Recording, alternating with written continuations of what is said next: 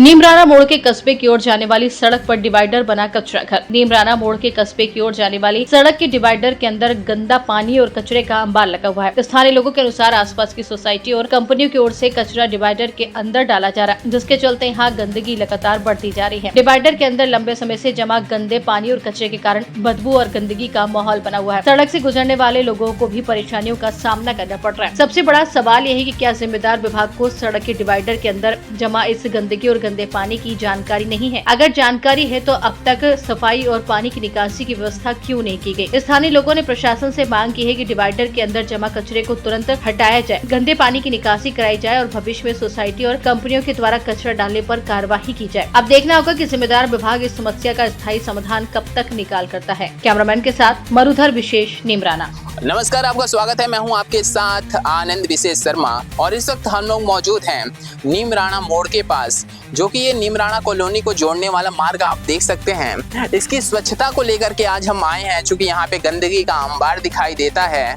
और कहीं ना कहीं सरकार और प्रशासन की नाकामी। आइए हम आपको लेके चलते हैं उस जगह पे जहाँ पे लोग परेशान हैं गंदगी से, बदबू से और प्रदूषण से। आपको बताना चाहते हैं कि स्वच्छ भारत अभियान के 11 साल 10 महीने और 18 दिन हो चुके हैं। 2 अक्टूबर 2014 को मनाए जाने वाला महात्मा गांधी की जयंती पे ये प्रोग्राम इस एवज में था कि हाँ, भारत को हम स्वच्छ बनाएंगे और महात्मा गांधी के सपनों को साकार करेंगे। तो क्या यही था 11 साल बाद का नज़ारा? आप देख सकते हैं वहाँ पे कूड़े का अंबार लगा हुआ है और यहाँ पे गंदगी कितनी ज़्यादा है और पानी कितना ज़्यादा पॉल्यूटेड यहाँ से निकल रहा है। सीवर लाइन फट चुकी है और पानी कंटिन्यू यहाँ से लगातार बाहर निकलते हुए दिखाई दे रहा होगा आपको। और यहाँ पे आप लोग महसूस तो नहीं कर सकते, लेकिन हम जो महसूस कर पा रहे हैं हम आपको उतना बताना चाहते हैं कि हाँ, यहाँ पे बदबू बहुत ही ज़्यादा आ रही है इस वक्त, जितनी नहीं आनी चाहिए। और ये इंसान की सेहत के लिए बहुत ही ज़्यादा हानिकारक है, बेकार है और जिससे तमाम सी बीमारियाँ हो सकती हैं और होती भी हैं। चूँकि ये जो सिस्टमेटिक तरीका है शरीर का, वो इसलिए है चूँकि यहाँ पे जो शरीर है वो पॉल्यूटेड चीज़ों से शरीर को काफ़ी ज़्यादा हानि पहुंचती है। आप देखिए, ये नीमराना की सड़कें हैं और ये डिवाइडर के पीछे का हाल, और डिवाइडर के पीछे के अगर हाल को देखेंगे तो आप देख सकते हैं यहाँ पे जो पाइपलाइन है और ये पाइपलाइन पूरी टूट चुकी है और यहाँ से मतलब सीवर का पानी एकदम से बाहर आ रहा है। और इसके पीछे हम आपको ये दिखा रहे हैं, ये जो आप ट्रॉली देख रहे हैं, ये पता नहीं कितने दिनों से यहाँ पे खड़ी है और इसके सामने ही एक बहुत अच्छी सी आपको सोसाइटी दिखाई दे रही होगी। बहुत अच्छी सी सोसाइटी है। इसके अंदर कहा जाता है जहाँ पे वीवीआईपी लोग होते हैं वहाँ पे स्वच्छता काफ़ी ज़्यादा होती है, लेकिन हमें तो ये लगता है साहब कि जहाँ वीआईपी लोग होते हैं वो अपनी गंदगी को एक मलबे और के पहाड़ के रूप में, या कह दीजिए यहाँ पे गंदगी को एक ट्रॉली के ऊपर छोड़ जाते हैं और यहाँ पे बदबू आती बहुत तेज है। यहाँ पे बाहर गार्ड कुछ लोग मौजूद हैं और दिखाई भी दे रहे होंगे आपको। तो ये जो गार्ड हैं यहाँ पे खाना खाते हैं, पानी पीते हैं, रहते हैं और पूरा दिन यहीं पे बिताते हैं। ये जो आपको यहाँ पे गार्ड दिखाई दे रहे होंगे, तो सोचिए इतनी गंदगी उनके के पास अगर थोड़ी सी स्मेल आती है तो प्रॉब्लम हो जाती है, लेकिन एक गरीब इंसान जाए तो कहाँ जाए? क्योंकि प्रशासनिक जो रवैया रहा होगा कहीं ना कहीं वो अपाहिज रहा होगा, जिसका नज़ारा ये पहाड़ आपको गंदगी का अंबार दिखाई दे रहा होगा। आप जो यहाँ पे ये स्थिति देख रहे हैं, ये किसी दिल्ली में से निकलता हुआ शावर या कोई फव्वारा नहीं है। ये एक स्पेशल फाउंटेन है जिसे यहाँ के मतलब अपाहिज सिस्टम ने बना रखा है। और हम आमतौर पे कहें तो ये सीवर लाइन फट चुकी है और फटने के बाद यहाँ गंदा जो पानी है और दूषित पानी एकदम से बाहर आ रहा है। और इसी के साथ हम आपको एक चीज़ और दिखाना चाहते हैं। यहाँ पे एक बहुत ही अच्छा सोसाइटी है, सोसाइटी का नज़ारा आप देख सकते हैं और इसमें बहुत सारे फ्लैट हैं, फ्लोर हैं और यहाँ पे लोग बैठते हैं, खाना खाते हैं, पानी पीते हैं, तमाम से अपने दिनचर्या को जीते हैं। और ऊपर वाली गंदगी जो है बाहर बिल्कुल सिस्टमेटिक तरीके से यहाँ पे फेंक देते हैं और फेंकने के बाद आप देख सकते हैं बदबू बहुत ज़्यादा आती है और आनी भी क्यों ना साफ गंदगी जो है। तो इस वक्त फिर हम आ चुके हैं एक ऐसी जगह पे जहाँ लोगों से हमें पता चला कि कुछ निजी कंपनियों द्वारा, सोसाइटियों द्वारा, या यूँ कह लीजिए कुछ तमाम से उन लोगों द्वारा जिनका वर्चस्व काफ़ी ज़्यादा प्रचलित या मजबूत है, वो किस प्रकार से सिस्टम के साथ खिलवाड़ करते हैं। ये देखिए, ये पीछे हमारे अरावली की पहाड़ियाँ दिखाई दे रही हैं, इस तरफ भी अरावली की पहाड़ियाँ बहुत सुंदर है, ये हरा भरा जगह है, देख रहे होंगे। लेकिन आप यहाँ पे इसके नीचे गंदगी भी देख पा रहे होंगे, साइड में भी गंदगी देख पा रहे होंगे। ये देख सकते हैं कितना सुंदर फूल टाइप का ये बना हुआ है, लेकिन यहाँ पे लोगों ने गंदगी कितनी अधिक मात्रा में फैला रखा है, ये भी आप देखिए। यहाँ पे एक चीज़ दिखाते हैं आपको, ये जो पाइपलाइन है, इस पाइपलाइन की हकीकत आपको जानकर हैरानी होगी, क्योंकि ये पाइपलाइन किसी सरकारी विभाग की नहीं है, ये है कुछ लोगों द्वारा, या यूं कह लीजिए कुछ इंडस्ट्रीज और कुछ फैक्ट्री के लोगों द्वारा इस पाइपलाइन को डाला गया है, जिससे गंदा से गंदा और बेकार से बेकार जो वेस्ट होता है, जो गंदगी होती है, जो गंदा पानी होता है, उसे इसके अंदर लाके और ये हरियाली वाली जगह को बदसूरत और बेकार और बिल्कुल एकदम से आप ऐसा समझ लिए सबसे, इसके लिए कोई शब्द ही नहीं बना है, सबसे बेकार और सबसे पॉल्यूटेड जगह बनाने के लिए ये सारे सिस्टम खेल रहा है। हरियाली बहुत अच्छी है, इसमें पार्क बनाया जा सकता था, फूल लगाया जा सकता था, और यहाँ पे मतलब मनोरंजन के लिए कुछ साधन भी मंगाए जा सकते थे, लेकिन कुछ ऐसा नहीं है भैया। हाँ, ये तो भाग रहे हैं। तो हमारे साथ आम जनता मौजूद है। तो सर, आप कहाँ से हैं? मैं हरियाणा से हूँ, यहाँ जॉब करता हूँ, और मैं ये कहना चाहता हूँ सरकार से कि यहाँ देखो रोड के साथ डिवाइडर पे कितना कचरा है, इसको कृपया करके साफ करवाए, बढ़िया साफ सुथरा, और पेड़ लगाए। इतना ही कहना है मेरा। हमने ये देखा तो सरकार तो गंदगी नहीं करती है ना साहब। मान लीजिए सरकार का काम है सफाई करवाना, स्वच्छता भारत उन्होंने 2 अक्टूबर 2014 में लाए, 11 साल 10 महीना और 18 दिन हो गया आज। बिल्कुल सर, आपकी बात से मैं सहमत हूँ, बट हमारे ही बीच के तत्व होते हैं जो यहाँ गंदगी फैलाते हैं। अब मैं किसका नाम ले सकता हूँ? किसी का नहीं, क्योंकि मैं तो यहाँ जॉब करता हूँ। अब किसका क्या है ये नहीं, लेकिन मैं तो यही गुजारिश करता हूँ नगर पालिका से या किसी से भी कि इसको बढ़िया तरीके से सुचारू रूप से तैयार किया जाए। और ये पाइपलाइन हमने देखा, इस पाइपलाइन के बारे में कुछ पता है आपको? नहीं सर, पता नहीं। तो इसके अंदर नहीं, उस तरफ आप दूसरे तरफ जाके देखिएगा तो यहाँ पे बहुत ही गंदी बदबू आ रही है इस पाइप से, लाइन से जो पानी निकल रहा है। किसका है ये तो मैं कह नहीं सकता, मेरे को पता नहीं, क्योंकि मैं तो यहाँ जॉब करता हूँ, इसलिए। Thank you sir. ठीक, तो ये हमारे साथ एक शख्स मौजूद थे जो कह रहे हैं कि हाँ, यहाँ पे गंदगी का जो अंबार है ऐसे फैला हुआ है।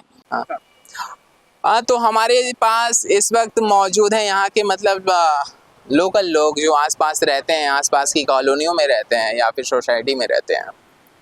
तो इनके अंदर भी कुछ कष्ट है जो हर जगह नहीं कह सकते, अपने मन में समेट कर रख लेते हैं।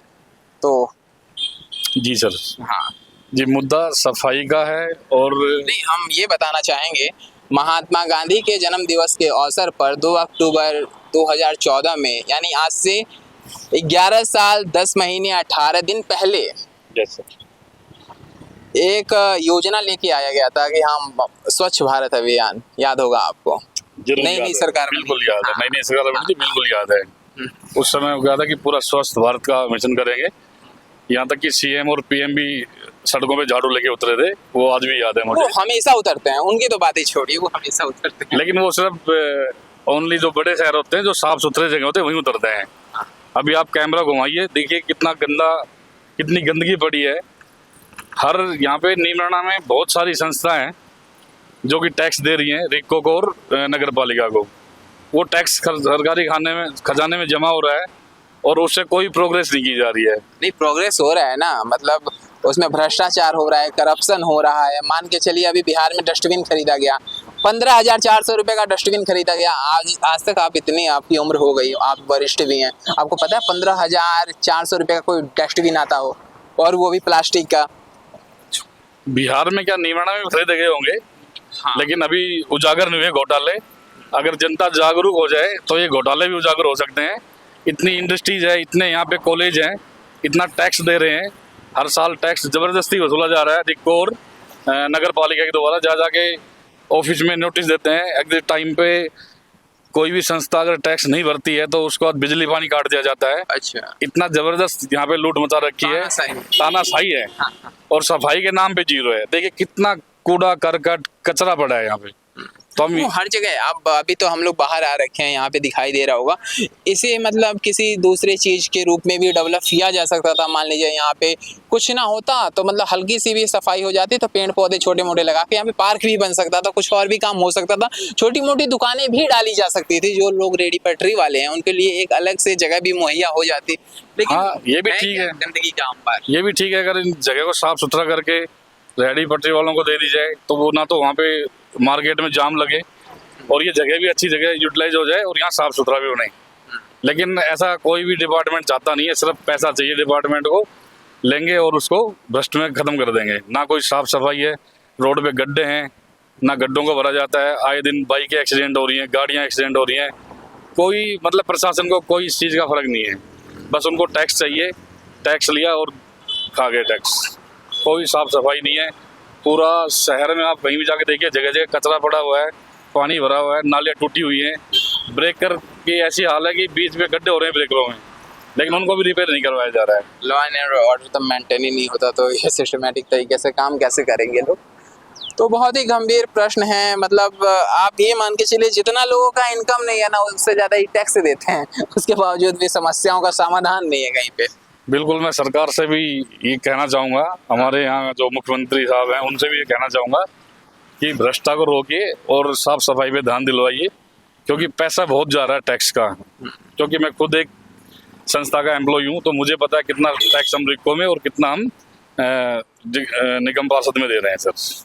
थैंक यू जी, तो आप देख सकते हैं वो नज़ारा जिस पाइप का हम इंतज़ार कर रहे थे वो काफ़ी ढूंढने के बाद यहाँ पे हमें मिला है। और ये पाइप देख सकते हैं, सेम वही पाइप है और यहाँ से उसकी दूरी बहुत ज़्यादा है, आप अनुमानित मान नहीं सकते। तकरीबन 300 मीटर हम आगे पैदल आ चुके हैं। आप जो ये पीछे ट्रक देख पा रहे होंगे, ये वाला नहीं, इसके जो सबसे पीछे ये वाला जो आप ट्रक देख रहे हैं, इसके भी पीछे वो पाइप है जहाँ से मतलब वो पाइप लाइन सीधे आते आते आते आते इसी रास्ते बिल्कुल सीधे यहाँ पे आ जाती है, यहाँ पे इस जगह पे। और जो डिवाइडर को पूरा पूर्ण रूप से पॉल्यूटेड करता है और बेकार कर दिया है। यहाँ पे लोग कहते हैं यहाँ पे बहुत ही ज़्यादा गंदगी की बदबू आती है, मतलब उस पाइप लाइन से। आखिर वो है किसकी, ये तो प्रशासन का पता लगाने का काम है। पहली बार कोई दुकान देख रहे हैं जहाँ साफ सुथरी है, सही बताएं, सफाई तो है भैया, सच में सफाई है यहाँ पे। तो आपका नाम क्या है? दीपक। दीपक है। अच्छा, कितने साल हो गए दुकान को यहाँ पे? यहाँ पे तो 6 साल हो गए। अच्छा, तो मतलब एक चीज़ हम और जानना चाहेंगे आपसे कि मतलब आप तो बहुत अच्छे से साफ सफाई करके रख रहे हैं, सारी चीज़ें करके रख रहे हैं, लेकिन ये पीछे गंदगी का अंबार लोगों ने लगा रखा है। ये तो जी गलत है। गलत है। आप कहाँ डाल गया? हम तो ट्रॉली में डाल के आते हैं। वो जो ट्रॉली पीछे खड़ी है, अच्छा, वो ट्रॉली कितने दिन बाद जाती है? अब इसके लिए पता नहीं, हम पूरे दिन यहाँ पे रहते हैं। नहीं, मतलब ये तो होता है। कब लास्ट टाइम ट्रॉली आपको कब खाली दिखी थी, मतलब कि कुछ गंदगी ना हो? आगे तो जी डेली सुबह में मिलता है। मतलब इतनी गंदगी होती है कि लोग ट्रॉली भर देते हैं रोज? तो अच्छा है, यहाँ पे सफाई करते रहे हम और नहीं इतना गंदा हो जाएगा कुछ कहने की भी ना। आपको हम बताएं, आप अंदर लेके आए तो हम कुछ दिखाना चाहते हैं आपको कि वास्तविकता ये है कि कितनी ज़्यादा यहाँ पे स्वच्छता है, पूरी साफ सफाई है। मतलब कहीं पे थोड़ी सी भी गंदगी दिखाई नहीं देगी। नहीं तो रोड सड़क की दुकानों पे लोग इतना गंदगी करके रखते हैं। सफाई करना पड़ता है जी। सफाई तो करना पड़ता है, चूंकि हमें रहना है। जैसा इंसान का विचार होता है वैसी सिचुएशंस में वो रह सकता है। तो बहुत अच्छा लगा आपसे मिलके। ये आप देख सकते हैं सामने, हाँ अब आप देख सकते हैं सामने, चूंकि कैमरामैन बिजी थे। तो आप देख सकते हैं सामने एक जूस की दुकान दिखाई दे रही होगी। सफाई कितनी अच्छी है, जहाँ पे कुर्सियाँ डली हैं, टेबल डला है और सारी चीज़ें हैं। तो साफ सफाई तो आपको अच्छी लगती होगी? हाँ, साफ सफाई अच्छी लगती, तभी तो साफ सफाई करते हैं। तो जो लोग गंदगी करते हैं उनसे कभी कहते नहीं है भैया थोड़ा साफ सफाई से रहा कीजिए? मतलब लोगों ने यहाँ पे पूरा का पूरा कूड़ा का पहाड़ बना भाई रखा है। जैसे सबको तो हम बोले नहीं सकते, अपनी ही तो हाँ, देख सकते क्योंकि हैं। आप मजदूर आदमी हैं। जैसे और दूसरा है तो दूसरे को बोलोगे और लड़ाई झगड़ा करना, फायदा क्या है? अपने ही देखना बस। साफ कपड़ा, साफ चीजें, सारी चीजें सब साफ सबको सफाई अच्छी से लगती है। अच्छा है। ये गंदगी किसको अच्छा लगता है भाई? किसी को नहीं। नहीं, सोसाइटी वालों को लगता है, सामने पूरा फैला रखा है। मतलब भैया इतना दलदल है, आपस में घुसेंगे ना तो पूरा घुस जाएंगे, घुसने की भी आवश्यकता नहीं है, बस खड़े होइए सीधे परिवेश। देखो क्या हाल है वहाँ पे, इतना बुरा है, इतनी बदबू नहीं, आती एक है। यहाँ पे हम आपको बताना चाहेंगे, यहाँ पे प्राइवेट कंपनियों का कह लीजिए, सोसाइटी का कह लीजिए, किसका पाइपलाइन है हमें नहीं पता, ये तो हम प्रशासन अधिकारियों से पूछेंगे इस पे प्रश्न। लेकिन उसके रास्ते बहुत ही जो गंदा वेस्ट होता है, बहुत ही बेकार वो कह सकते हैं पानी छोड़ा जाता है, उससे पॉल्यूशन होता है, गंदगी फैलती है, बीमारियां होती हैं। आप समझिए छोटी मोटी चीज की मिलावटों की वजह से इंसान का स्वास्थ्य खराब हो जाता है। पैरासीटामोल या जो तमाम सी छोटी छोटी दवाइयाँ, कितना बड़ा साइज होगा, इतना सा दिखता है, छोटा सा है, कोई फर्क नहीं पड़ता, लेकिन खाने के बाद साइड इफेक्ट हो सकता है तमाम सा। तो कहने का मतलब ये है, जब इतने भारी लेवल पे गंदगी होगी तो उसमें से जरूर, इबोला का नाम सुना था, कोरोना का नाम सुना था ना। हाँ, तो वही कह रहे हैं कि जो विषाणु होते हैं और कीटाणु होते हैं और जो जीवाणु होते हैं और जो वायरस होते हैं, गंदगी से ही तो फैलते हैं साहब।